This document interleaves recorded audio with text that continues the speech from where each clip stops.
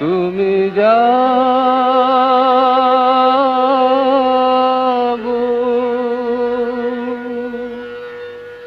জাগো দুর্গা জাগো দশ প্রহরণ ধারিণী।